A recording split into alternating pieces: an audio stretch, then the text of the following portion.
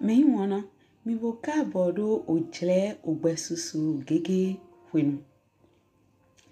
To kan heji mi nan tindo droje gonjo mi on Kristi Jesu tondali nando non la wendagbe podo nando ma homenjrado ho. Mi nan sono ma nu pikplon bon owewe dali kele dide asisa ogbesusu gege Kristi ton drodo. Bon chomion eton lo lukuro kede dali mina so no tindo ojre ide gbibo eton na gokona mi bon na do hode na mado ganon le awufie salon le mehenu kundo biale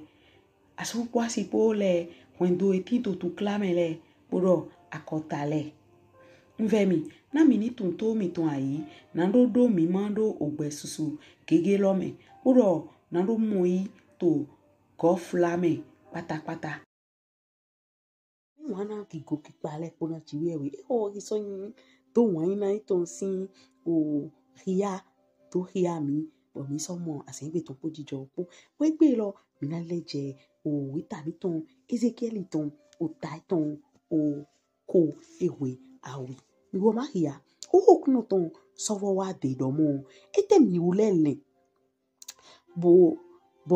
mi do no zan o howi he to aiba Israeli tome domo o tole kodu o 26 o deha le ye so hen adu ovi le tonjo le nyen to gbewe o kluno jiwe we do mi ule mana so tindo o mondo de pepe ba nando no zan o howi he to Israeli me ba ta yego shewe alindon le po le alindon ototonte monga alindon vison ton she alindon he wanyilando enaku shigba eyin omede yin ngbono bo wa wedida bodo dodo po bo manko duto o se le jigba mon man koze nukun eton le doa garlan o vodun o kwe Israeli tonton le gba mon manko flu asikomen eton ton gba mon manko wa sekpoje nyon mon manko wa sekpoje nyon de to olaji eton me gba bo manko so jagodo mede pepe ko gba shigba ko go ogoden ahotono eton ton jone bo mako hen mede gble gbonhuhon dali gba bo mako hen mede gble gbonhuhon dali gba ko na akla eton hlan huvetono bo ko yi awubo eton do shion omeno ewo he manko na jegbonu to ale mansemenji mon manko yi ojide pepe he ko don alo eton do godo son onyanwa me ko hen wedida nugbo she to mede po shen ko sisonli to osen do ayi she le me boko yi wedida she le nando yi nugbo do zan nugbo we ewo na nogbe nugbo we okluno shiwe we do eyin ewo de visunu de ton heyin ajoto de kento ohun ton poro he wa de pepe to onu hele me hlan novi sunu de poro he manwa to asonele de pepe me gba shigba yedo kodu to oseleji bo flu asikomenu etonton ko jagodo wamono po agbatono pogo ko hengble bon huon dali manko go ogodenu jo ba boko ze nukun eton le do agarlan ovodun le ko wa osunu ko na jegbonu to ale manseme ji boko bo ko yi o chideji be ewo nanogbe mo ewo mananogbe gba ewo ko wa osunu hele po ewo nanyi huhu nugbo ohun eton na so tin to eji tinvie pon eyin ewo de visunu de ton he mo nyilando oto etonton lepo he ewo ko wa bo so lepon bo ma so wa di mo nkogba he man ko du to oseleji man ko ze nukun eton le daga lan vodun okwe Israeli tonton le man ko flu asi komenu etonton le man ko jagodo de pepe ko man ko yi nude nando ogodenu man ko hengble bohunhun dali shigba ko na akla eton lan huvetono boko so yin awugbo eton de shiona omeno he ko don alo eton son wamono de he makoyin ale maseno kavi ojideji ko ren wedida shele she ko sisonli to sendwa yi shele me ewo na ku na onyiran oto eton tonba ewo na nogbe nugbo na oto eton ton na ewo yi oka oto eton ewo yi oka do bia nukuna me no visunu eton le gble gbon hunhun dali bo so wa enehe manyi dagbe to ome eton le shenshen wutu da yego ewo na ku na onyiran wa eton kan sho mi wule dromo ene wutu we ete wutu we visunu mana onyiran wa oto eton wenwena visunu loko wa ene heyin oseno heyin oseno po ojroje po boko so yin osedo aishele po lepo boko so basiye ewo na nogbe nugbo alidon he wanyirando ena ku visunu lo mana onyiran wa ototon mo oto mana so onyiran wa visunu lo ton gba dodo no lo ton na tin to eji podo kan yinyiran me nyiran kan lo ton na so tin to eji shigba eyin me nyiran kan le son nyirando eton he ko wa lepo me bo so yin osendo ayi she lepo bo so wa ene he yin oseno po ojroje po ewo na nogbe nugbo ewo mana kuba de pepe son oseme jeji eton le mehe eko we mana yin fiflin do egogba to dodo eton he eko wa mewe ena nogbete be nyintindo kome hun de pepe to oku menyina kan tome we oku no shiwe we do boma kuku yin do ewo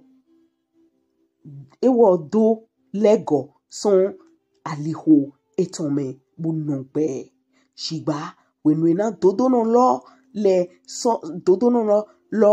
le son dodo etome bo wa onyiran bo so wa keredi o sunu he o menyiran kan loko wa le po le be ewo na nogbe mo de pepe to o wa lo dodo no enton he eko wa leme mananyi fliflingba to oseme je etome he ewo ko do jeseme puro to nyando etome he ewo kodo wa nyando ye mewe ewo na kute kansho mile domo aliho kluno ton mayi jijrogba se dinvie ye ohwe Israeli ton be aliho shewe mayi jijrogba be aliho miule ton le maweyin manjro wenwena ome todo non lo le ni leyi son todo etome boso wa onyan wa ewo na ku na eton utu onyan wa eton he ewo ko wa we ena kuna poro wenwena omenyan kan lo le yi son nyan eton he ewo ko wa me boso wa ene he yin o seno po odroje po ewo na he alindon eton dogbe na ewo le pon utu boso leyi son oseme jije eton he eko wa le po me ewo na nugbe nugbo ewo mana kuba kan showe okwe Israeli ton domo aliho kuno ton mawe yin jijrogba okwe Israeli ton be aliho she lewe ma yin jijrola be aliho miule ton mawe yin manjro ene utu nye na dahwe na mi wokwe Israeli ton emi o me dokpo keredi aliho eton le we okluno shiwe we do mi lego bole mi de son oseme jije mi ton le pome mowe ye manayin zanwa gbali onyan wa ton de klami ba dlan oseme je mi ton le po se son mi de eheme miko je semente bo so basi aiha yoyo dena mide to pigbo yoyo deme na ete utu we mi na ku ni wokwe Israeli ton emi na nye matindo home hunhun de to oku ewo he ku ton megba we okluno shiwe we do ene utu mi le mi de bono pe ene utu mi le mi de bono pe ene utu mi le mi de bono pe bo mi wana to weta helo me e no mo mi he pepepe mi na do mo mi ma so man de pepereji do holo na ide e ko do ede son treleji kakawa dodo ete kawe jo nu ejo lo we yin do kun bibia he me Israeli bon kaka do je fle bo mi do kwedida bo mi na mo do ida we na me to akota mele ida we na o me to kwen do me do pro tribu do pro kwedida ton po bo ewa hun kaka bo o agungan le to jle Ezekiel ton me ye je dido o to le we du yin o 20 si o 6 o yovo yodo raisin de man bia bo o file si andu do njijo bo jiwe we ekpolo jike bo mimita ma mwedo mimita mo amonyewe do hodo mo budo mwedo mi te ro ma so pe ni na ndo do la edo adodo no we yin be masi gan be nyan do to le ton do file jini nu bo edo mo ni mi bi o we me bo pon we no jiwe we bele podo to gun to fo podo Israeli po emi owe exode tome mina moto fine edo didoro mlo ye na ya hosu o toton to file go kaka bi o do titan bio aweto atonto kaka je ni tome bo ni mi so to lu kon yi to ale nu ho ne ro me lo je mo ni mi wa detelo mu de o ta eton ta de na eton do yin o yin o se aweto bo yin teno do alenu aweto to alenu ho me we detelo no mi edodo na edo o tori mahabuna kuna o vide sinyina mo vide mahabuna so kuna to sinyina me ro propo na kuna nyina eton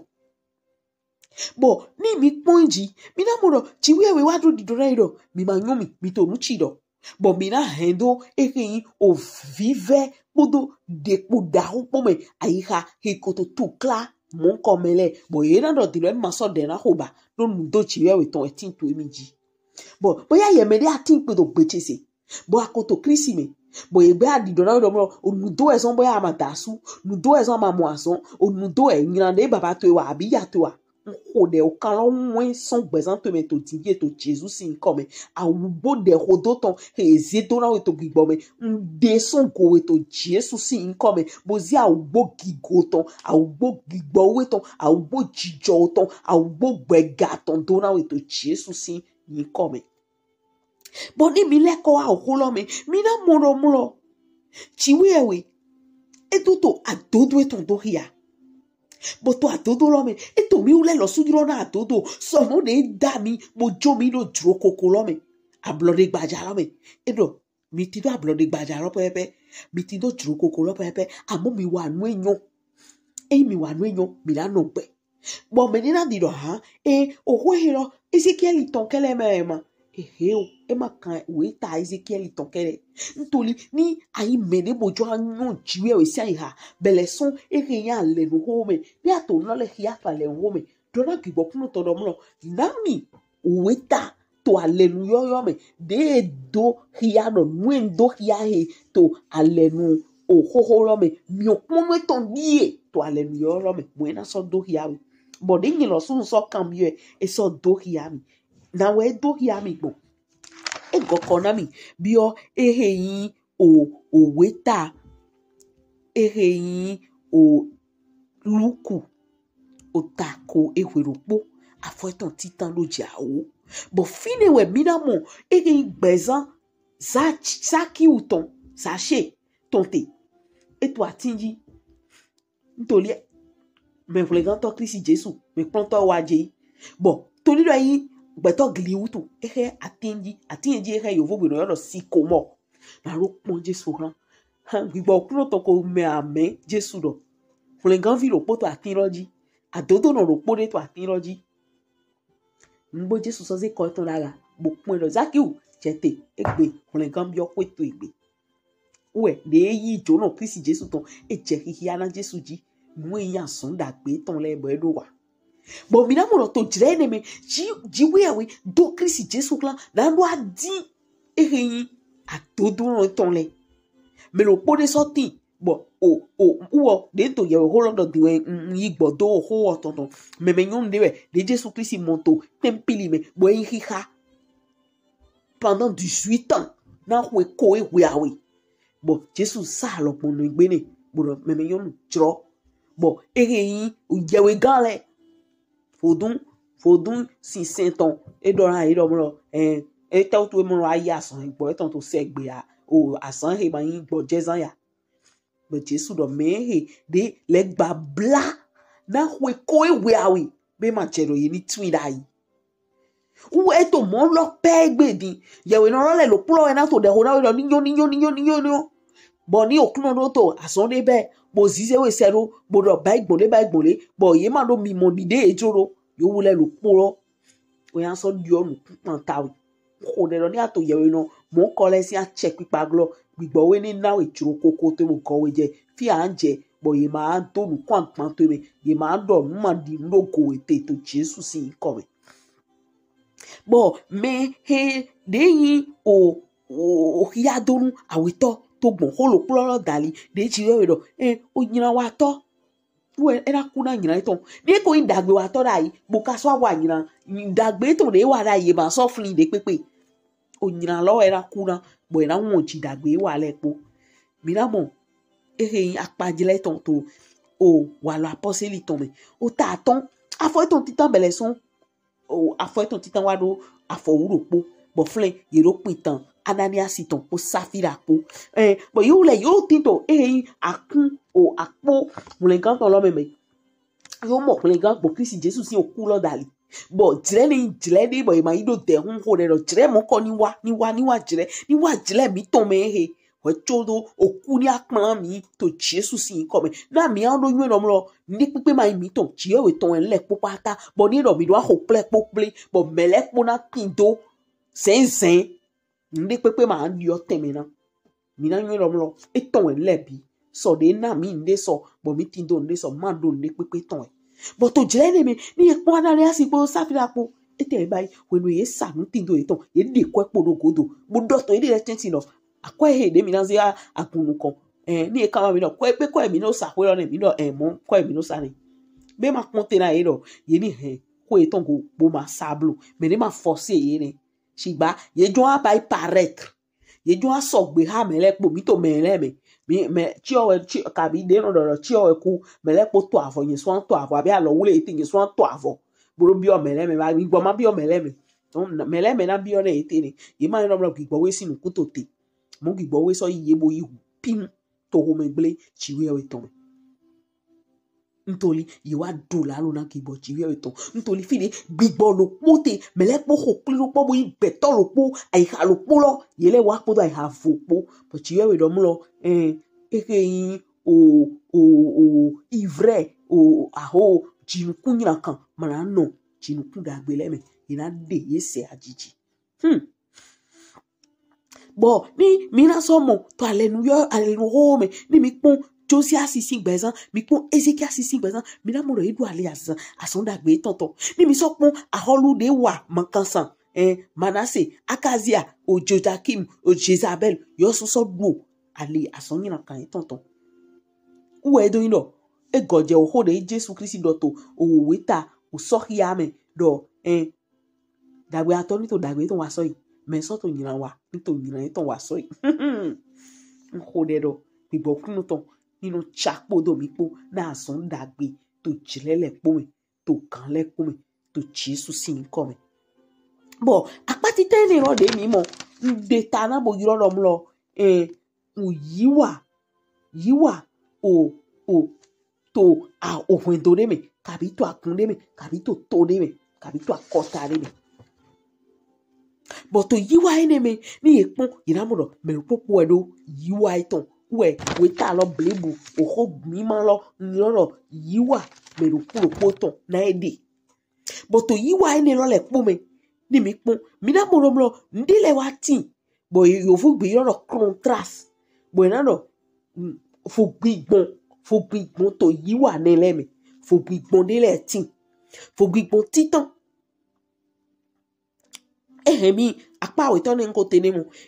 mi nando ni nuento surtout to jle de me mi tedi ati mi we ti to Christ me do po alenu yo Christ to dali ati me de jorantin bonan chakpo do Christ po bo to yiwa mi to titi lo me si o tade na me we e to titengbe do mi do na Christ ni mi ma Christ bo te do ason dagbe de to alon bo mi ma do Christ o fo tata mi wa na mi de bo me de mi do na pon to ene o me to wewe me to alenu yo me we Cornelius wa lo eton no eno nanu no zo eton le eno wa dagbe ko menu eton le ye do ho dagbe rego ye ma do ho yanyan de gbopon bo egbonvo bo so mu de ku ya zo dagbe wa to we no ino kisi koku ohun Jesu to ko son dai e ma siga mo ko len kan gbon so eton dagbe dali nu gbedo si wi we dagwa lelele dogbon yan gali lo sinu mero o de to ele kejiye muni na to ele e ke alo eyan lo ke yi to nkan se sigba do David to ele han Peter de e to Jofa na ni wa do na we nde vole de aduna nwe mo ye ko so pe ha e apostle Peter boko do ni do ina wa plan we ameko me mi mo lo ma ye reze mo we ne mele wa gbigbo we wa so ame do an ho do so yi bo he do fle ba yi hon bo yi di do de ai hon bo yi di do ro we do we no de eje Christ we da gbe laji mo do de Christ wa kudo beto tamero dogbon oku eton ati foso ku eton dali we beto ngan mo wole gan etejo ye me po igbo we e dra ye kun hallelujah bo ye je pe nkan doji ye ma gbon baptême sisi me amu e ma pon baptême sisi me si gba to lu ai ton e ko hunda ina jiwe we na do mu yi hulen gan ho lo ye so mo hulen gan bo to li azon dagbe ereyin Kristi Jesu ton podo ereyin meme sunu Cornelius ton he ko to dero ye hulen wendo eton blebu ati honton eton le yiro wa le po bo me po ye yi baptisi bi baptisi to gbigbo we me podo gbigbo we po bo apostoli Peter ro be ye so singan gbe o ehin o baptême si me bibi ona me hele yo mo gbigbo we yi hallelujah uwe dodo hiaro nu yi wa mi ton we na do yi Jesu nu yi wa mi ton we na do ni mu do ma mo e we le ku lo shiba eto ngbo me do eku eso to ngbo me do fon to asento toto gbe na ro na mi fun nkan hallelujah bo mulo kulo to yiwa ene lo me godo mi do na yin nu soto yiwe o wa kun fun nkan ton o eyin o won fun agbasa ton de no akon curaso e ovo yoro atodo ton o eyin panu nu boton afopa na lu lawon dagbe todo ori gbigbo meton po ati eyin bouclier de la foi o gegonu abi ma so fli de no do gbe me bon bouclier boni mi eyin nu so na mi de do ponu si so nele dali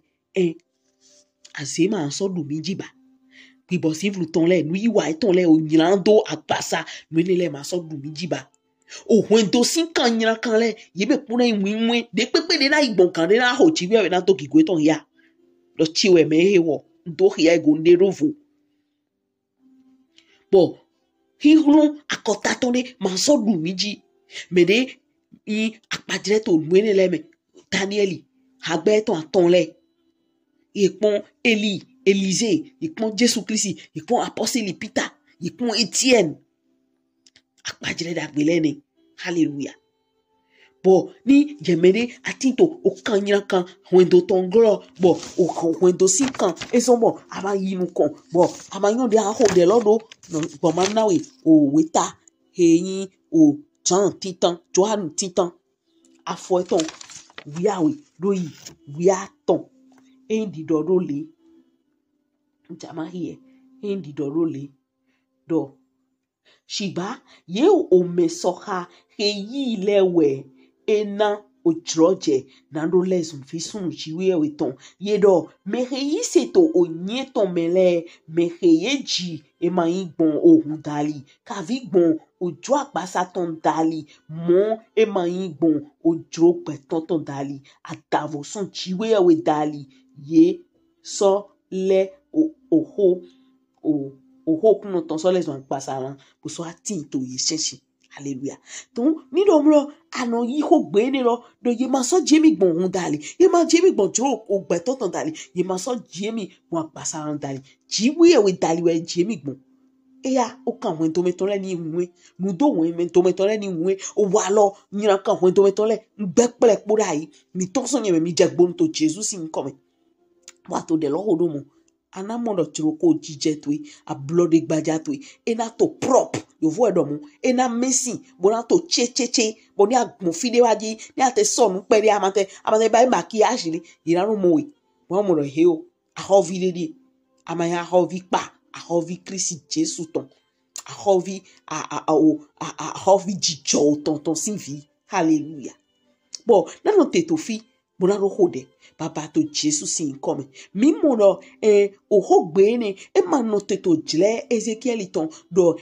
o tolewe du o 20 ran de man bia bo o vile sian du injijo bo peto supo wendo supo akota supo o to supo o ko supo non te supo tinto munto mon kole glo ni apon hogbonu egbedin iran ro hogbonu man to inu kon nto lido mu lo hogbonu yin dore so medesi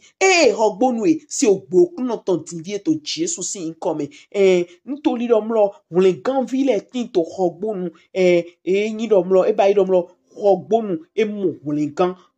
rogbonu si ayigba hulenkan vide pepe ezi afodo ayigba energy e dugu rogbonu ton na Kristi e de uto rogbonu si ogbe oklu no ton bo yi ogbe to Jesus si come nu dokan e blawe le po ye wi mwen to Jesus si come bele son divie o hulenkan vi retin to rogbonu le ye wadagbe to Jesus si come hulenkan vi retin to rogbonu le bo tin to Jesus ton Jesus Kristi mele si se ton jegbonu bo e mobomodo e heo bo pagigo na chi ero nugbo ye Kristi ton o kan nyankan he no so beton to Jesus Kristi me legbelegbe bo e rondo be yise ron le gen o kan ele po won to ti vie to Jesus Kristi si come o kluno e dide gbigbo to tin to yemero bo so tin to gbe bo nami bondo to didodo ndonto e ntoli ato awon pato ile dejete do hogbonu na do yi asan iwa to to energy na no je jirokoko ntoli jirokoko sin kan eton o gan eton ho bo beton ni pepe tin to bibla le to me bibla e yo ya to me bibla so ma mo ato me bibla so ma mo da to me bibla ma yi nu kon to me o rama santa balaba bibla ne le popata intun to Jesus Kristi si ni come bo won gan Kristi ton e te do na beton mo nko le bo ye mo jijo ye mo azon e gbo yi beton ni pepe tin mo to ho gbe lo si din bi gbigbo we localiser le propos eton le gbigbo we mon le propos eton le yi gbigbo we mon le propos eton le wule na wengan na son dagbe na jijo na tadagbe na eya lo wule dagbe na invi jiji dagbe na eya la vunvun won dagbe ton do gbon yin ogbon lo ati gbadagbi kunu le popata si an cheme dali to Jesus sin come e chero mon baba to Jesus sin come we mi o de lote mi wana ya to pechese bo amomo kan lo maganji ason to titi goblo ma dodo no dandudu so ina when metito o kamele o awutu no le blo le kan lo to taji ason to titi magan wole we mi o na koli susin ya pajle bo omodo ngbo ma pon zaki u tomlo zaki o mo le gan to ya son ton le ntoli do mo tan lo me Kristi Jesu mo koku amonde ye ko tin to je me Kristi Jesu koku o fonte o alliance ton alenu ton edwa do ho na we anote to fi ateblo yi won gan na do singan to bi ogbe me brando hiya de gbonvo to hun to me to me to akota to me to bla to me na gigo o kluno ton